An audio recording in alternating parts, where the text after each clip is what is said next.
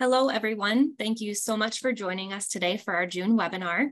My name is Corey Hesser, and I'm one of the program developers at Kirkwood Corporate Training. Today, we are thrilled to be with Sinikka Waugh, president and founder of Your Clear Next Step. Sinikka spends her days helping people have better work days. Trainer, coach, business leader, and difference maker, Sinikka is known for consistently helping people improve their emotional intelligence and find innovative ways to solve problems and get things done at work.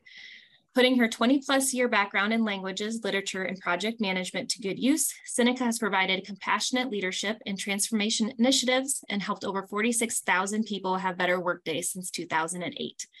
Sinikka holds a bachelor's from Central College and a master's from the University of Iowa and is a certified project management professional through the Project Management Institute.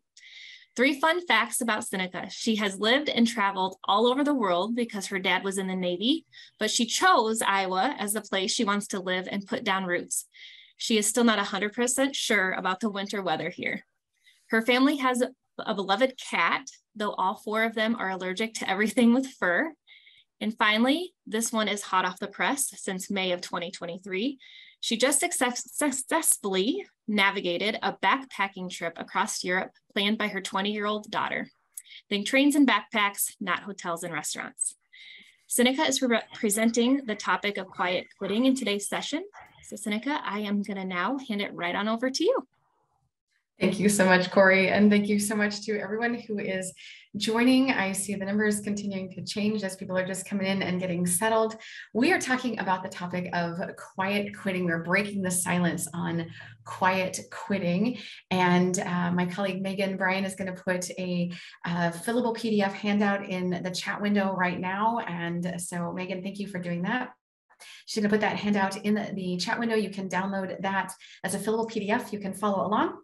And so that is there and available for you. And we're going to just keep moving forward with the topic of breaking the silence on quiet quitting. How many of you have heard of quiet quitting? Of course, you've heard of quiet quitting. You have to be hiding under a rock these days to not have heard of quiet quitting. And so that's why you're here, right? You're trying to understand this quiet quitting. What can you do about it? How many of you have felt like you kind of wanted to quiet quit? Like, I run the place at my organization and I wanted to quiet quit sometimes too. We've felt it, we've experienced it, we've seen it in our employees.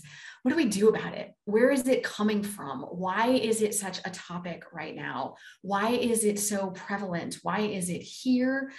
What do we do? How do we move forward with it? How do we strategize around it? What do we do practically and tactically? That's what this next half hour is about. And so we're going to spend some time breaking the silence on quiet quitting. So the first question that I have for you is, what do you want? What are you hoping to learn from that? And I would invite you to just really stop and think. Just take 10 seconds and think for yourself, what do you want?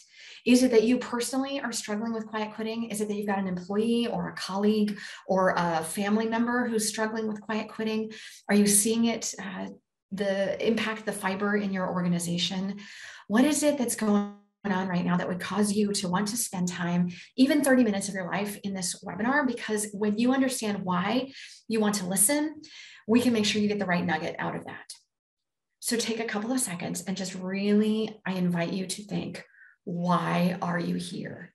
What do you want? And then I'm going to invite you to engage with me just a little bit. And for those of you who are willing to use the chat window, you to choose one of these 3 options. Number 1 is going to be, I'm experiencing it myself. I think I'm on the verge of quiet quitting, or I think I've experienced quiet quitting myself personally. That's going to be a 1. A 2 is, I see it in someone that I work with or someone who works for me, and I want to make their experience better. It's in my organization and they either work next to me or for me. And a 3 is, it's someone else that I'm observing, someone in my network, someone that I care about, maybe not directly in my organization. So 1, 2, or 3. A 1, it's me. A 2 is they're right here in my organization. And a 3 is I see them. So 1, 2, or 3, just throw that in the chat window. 1, 2, or 3, it's me. I've done it, or I've felt it personally. I think I'm on the verge. A 2 is they're right here in my circle, or a 3 is it's someone that I care about and I want to see what I can do. So thank you so much for engaging in that. 1, 2, and 3. Got it. So now I see who we're talking to. And we got a little bit of everything out there. Thank you. Thank you for that. And if you are still typing or trying to find the keyboard or the chat window, that's fine too. A 1 was it's me. A 2 is it's someone in my organization. And a 3, it's someone that I care about. So here's what we're going to do. We're going to get in this 30 minutes, we're going to get a framework and a foundation for quiet quitting that gives it context and demystifies it. We're going to prioritize quiet quitting as a concern for your workplace. And we're going to identify some tactical takeaways that you can apply to address quiet quitting in a positive and meaningful way, regardless of where you are. And these could be coaching conversations that you have for yourself when you wake up and you look in the mirror. They could be conversations that you have with your direct reports or with your peers or with your leader. And they could be conversations that you have with those that you love in your social network as well. So let's put a little bit of framework to this right now. A little bit of framework about quiet quitting, a little bit of disclaimer here. First one that we need to talk about is it's not new. Now, certainly quiet quitting is a newish trend. Certainly it's a trend. It's a thing we talk about. And the term quiet quitting is newish, and it is a trend we're talking about right now. And one of the things that I'm finding this actually got me really, really troubled is that we have mental health professionals right now who are encouraging people to protect themselves by quiet quitting. We actually have a surge of mental health professionals saying, go ahead and quiet quit. And I'm coming at this. I will tell you that I'm coming at this from a workplace standpoint. Our mission at Your Clear Next Step is to help people have better work days so that together we can co-create better communities. And I'm coming at this from the other side. I'm coming at this from the side that says in workplaces, we shouldn't have workplaces that people want to quiet quit. So instead of saying, yes, go ahead and quiet quit to preserve your mental health, I'm saying we can do better. I'm saying that we as workplace creators, we can do better so we don't have workplaces that people want to quiet quit. And there's an alternative. There is an alternative to wanting to quiet quit. So disengagement is not new. Disengagement's been around for kind of a long time, and the term quiet quitting is newish, and it certainly is a trend going on right now. It's not rare. Between 50 and 68% of employees are less than engaged. So according to a 2022 Gallup survey, pause for a second, that is a staggering number. That is a staggering number. Right now on this webinar, we've got 32 people, 33 people, so 50 to 68%. So north, I don't do math in public, so north of 16 or 17 of us, somewhere maybe as many as 18, 19, 20 of us on this webinar are experiencing something less than engagement. Oh my goodness, you guys, that's terrifying. In your organization, 50 to 68% are less than engaged. It's not rare. Here's the other truth. It's probably not them. It's probably not them. When we think about quiet quitting, one of the things we've got to stop doing in workplaces, especially for those of you who put a 2 out there, if you thought about the workplace engagement and you thought about the, if you were thinking of a 2 and you want to help people in the workplace, I need you to stop and realize that it's probably not them. If they were disengaged or if they were quiet quitting, I need to make sure that we're not judging people. I need to make sure we're not judging people for quiet quitting. It's probably not them. It's about it could be about the work itself. It could be about the environment. It could be about the circumstances. It could be about the person in their circumstance, but it's probably not about the person themselves. So we need to make sure we're not judging for quiet quitting. I also need you to know that the solution is not one size fits all. Because of all of these things going on, the solution, because it's not about them, the solution is also not a one size fits all solution. So the next thing we need to talk about when we think about quiet quitting is that quiet quitting is not the same as active disengagement. Quiet quitting is not the same as poor work quality or high absenteeism or bickering or finding fault. It's not quite the same as that, right? It's going to show up something a little bit less than that. Active disengagement is when people just really stop showing up. They start to bicker, they start to find fault, they start to be more like belligerent. They start to say, no, not gonna. Quiet quitting is where they kind of do the bare minimum. It's flying under the radar. It is not the same on the flip side as active engagement. So active engagement is when they show up and they do their best. They show up and they live the core values and they do the things that you're used to seeing them do. They deliver the high work quality that you're used to seeing. They volunteer and they go maybe that extra mile, but at least the full mile. They lead meetings, they find solutions, they demonstrate creativity, they do the art of the possible. But when they're quiet quitting, they do the bare minimum. They do absolutely only what's necessary. The bare minimum that is necessary to surviving and to kind of not losing their jobs. So the quiet quitting is interesting here. Quiet quitting matters because you almost don't notice it. You almost don't notice when someone has quiet quit because they're still there, right? They're not actively being negative. They're not actively being hostile. They're not actively sabotaging the things going on around them. They're just not, they're not giving it their all anymore. They're not doing the oomph that they're used to. The problem with it though, is that it's so easy to slip from quiet quitting into disengagement. And it's really, really easy to bring others down. When you've got a team of people, maybe a bunch of us used to go the extra mile, or maybe not even a mile, maybe we used to go the extra half step. And you know what, when there are 8 of us and we're all going an extra half step, that's 4 extra steps combined. But when 7 of us quiet quit and the 1 of us has to now go all extra steps, that's a lot of work. And it's really easy then to start dragging others down. It's also super hard to wow customers. If you're trying to be in a period of growth, or you're trying to win back customers, or you're trying to bring new employees on board, you bring new employees on board and you've got a group of people who quiet quit, and it is super hard to wow people with meh. Meh is not wow factor. You don't wow people with meh. You bring a new employee on board who's all eager and excited and ready to go, and they look and they see the performance of quiet quitters, and they're like, well, shoot, I don't really want to work here. I thought this place was great. And then I get here and it's like, meh, why would I want this? It's really hard. So it matters because we can't afford that. We can't afford it. We can't afford it to pervade. We can't afford it to pervade. But we don't judge people for it. If an individual has chosen to not go a lot of extra miles, we don't hang that person out to dry, and we don't say you can't work here anymore. We have to figure it out with them. So what do we do about it? I've got 4 strategies. I've got 4 strategies that I'm going to offer. And when I talk about strategies, I always talk about a big picture strategy as well as tactics. Strategies and tactics. So let me give you an example. A strategy, for example, someone says, Sinikka, you really got to work on your listening. So listening is a strategy. Well, what do you mean I've got to work on my listening? Let me give you a tactic.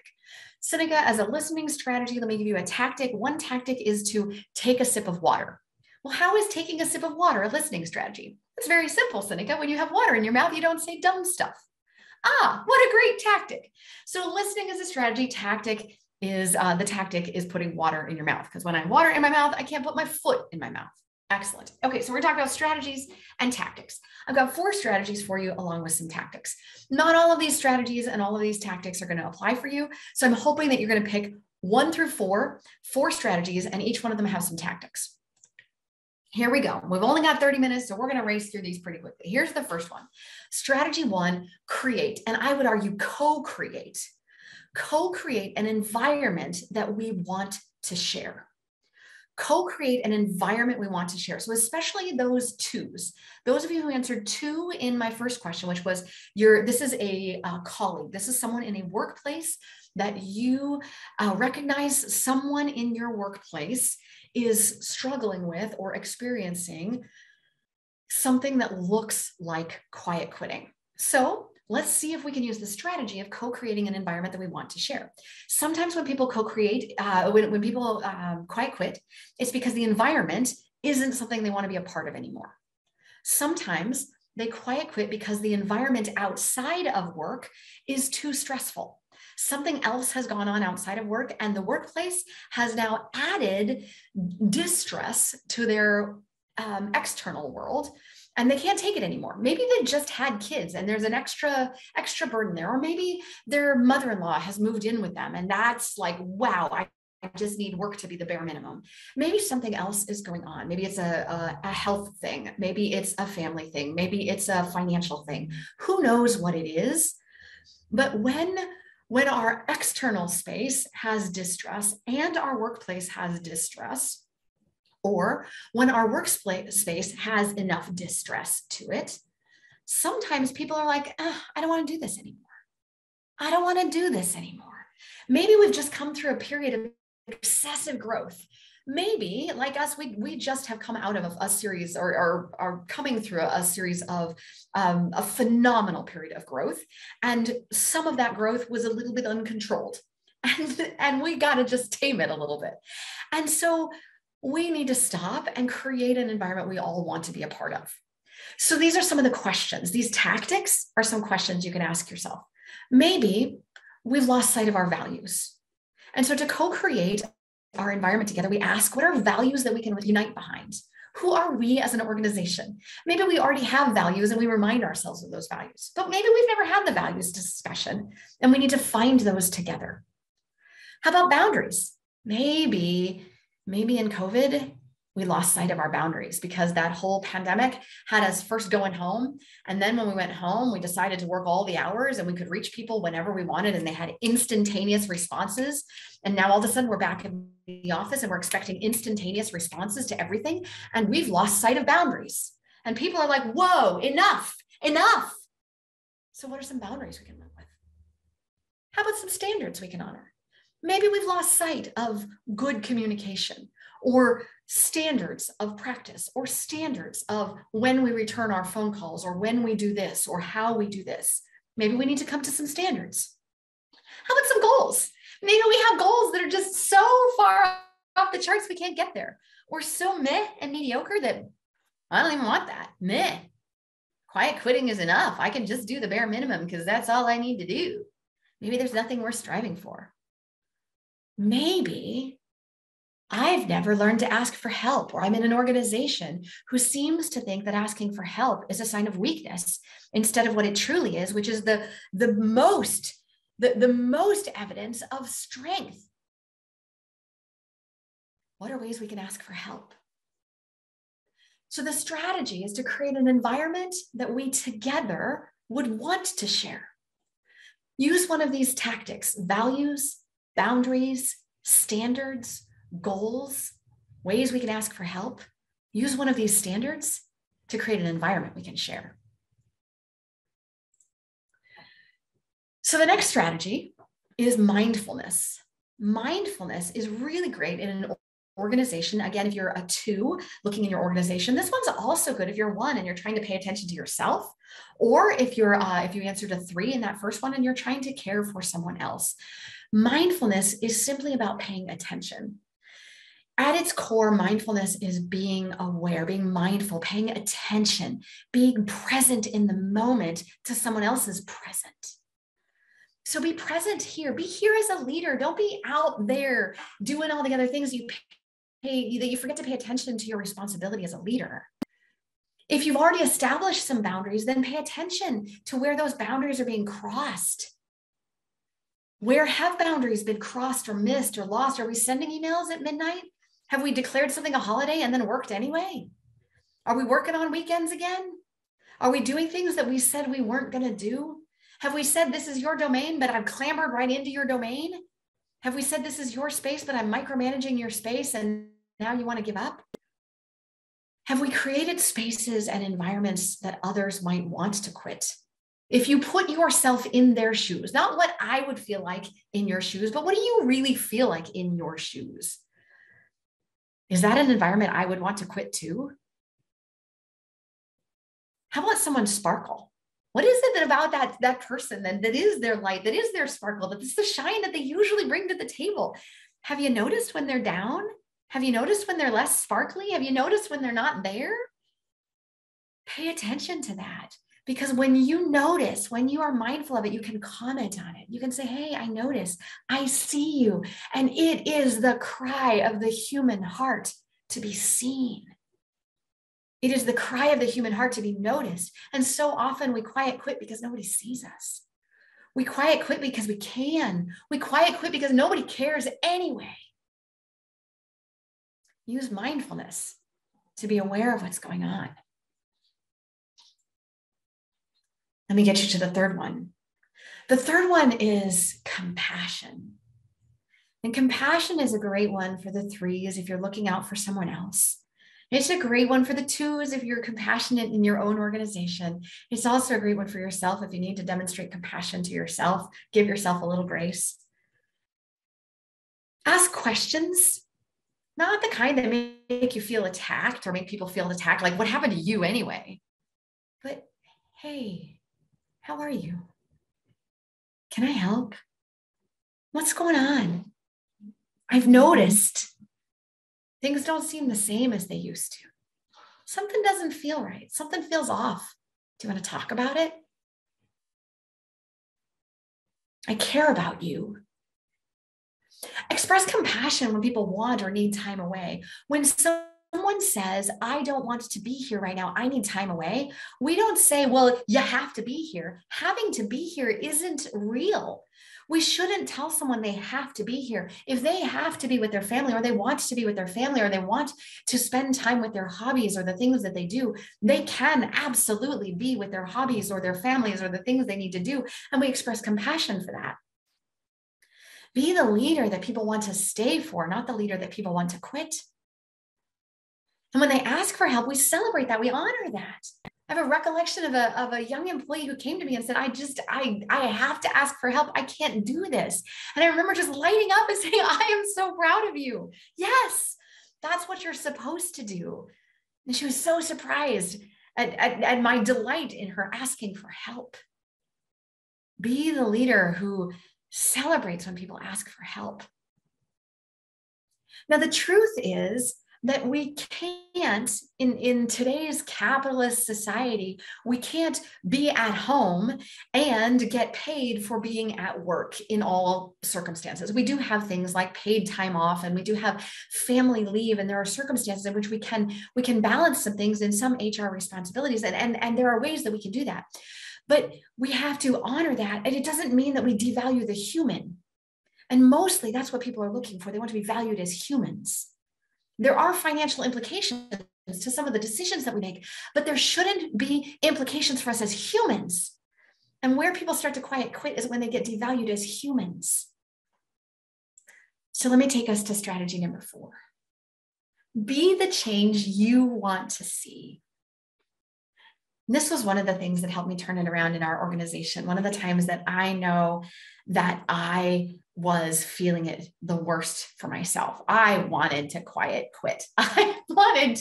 Some days I wanted to loudly quit, but I wanted to quiet quit, right? I wanted to just do the bare minimum. I wanted to see if I could skate by, right? But that's not gonna work. That's not going to work. You can't, in the society that we live in today, here in the United States, in what is still a market-shaped capitalist economy, you can't get rewarded and compensated in this society for driving results and performance at work and also stay home, right? You can't have it both ways. But you shouldn't be judged and devalued as a human for wanting to balance your personal desires, your family desires, your desire to elevate and do the things that light you up as a human. That's not a reason to devalue a human.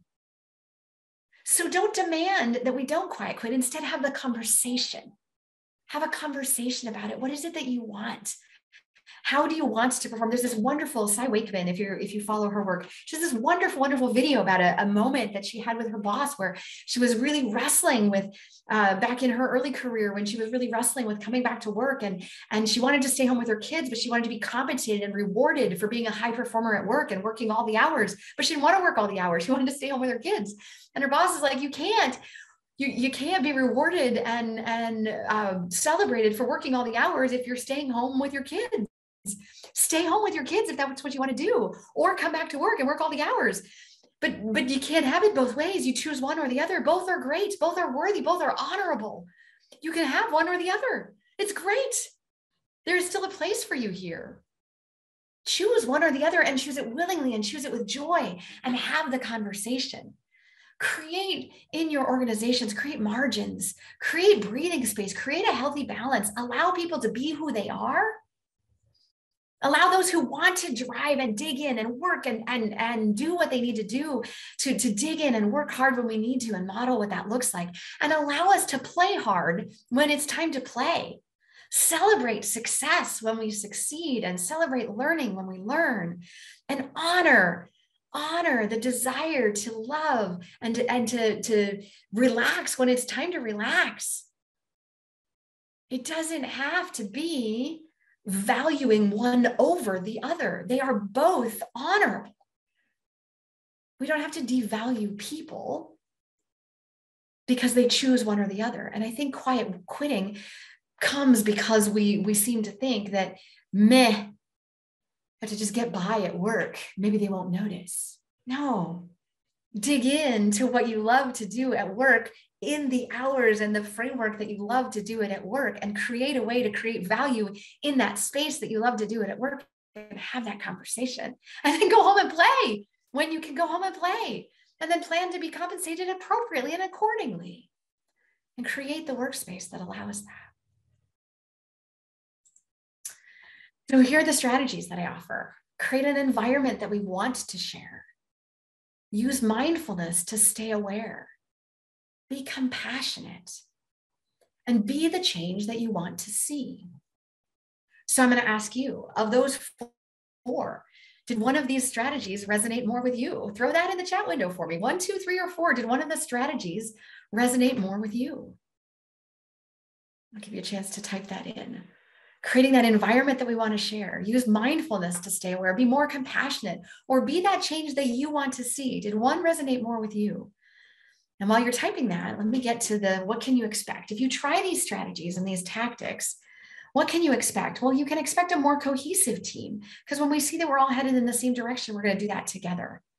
You can expect more awareness of what they're doing, and your employees and the people around you, and possibly even what they're thinking, and maybe even what they're feeling, because they may be willing to share that. You're going to get a better sense of what you're thinking and feeling. As you model this, you'll get a better balance for you and less likelihood that you'll want to quiet quit. You'll get more engagement from your employees, more engagement around you, less quiet quitting, and better work days. So what I was hoping for was that you would encounter a framework and a foundation for quiet quitting that gives it context and demystifies it, that you would prioritize quiet quitting as a concern because it's important, and that you get some tactical takeaways that you can apply to address quiet quitting in a positive and meaningful way. So what questions do you have? We've got just a couple of minutes before our session ends. Are there questions? You can put them in the chat window, or you can, I think, yes, putting them in the chat window is the way we go. And I'll toss it back on over to Corey as well. Fabulous. Thanks, Sinikka. Now would be a great time, just as Sinikka asked, for you to start putting questions in the chat if you have any. Remember, if you would like to hear more from Sinikka and bring her into your organization, to reach out to Kirkwood Corporate Training.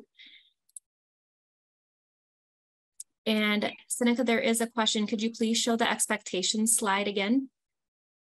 I backed up to this slide. Mary, is that the one you're looking for? Yes. Great. Perfect. All right. Sinikka, it has been a pleasure. If you are still with us, I will be launching a short poll. If you wouldn't mind filling it out, we would greatly appreciate it. Thank you, everyone, for joining us today. Enjoy the rest of the week. And thank you again, Sinikka. Bye, everybody.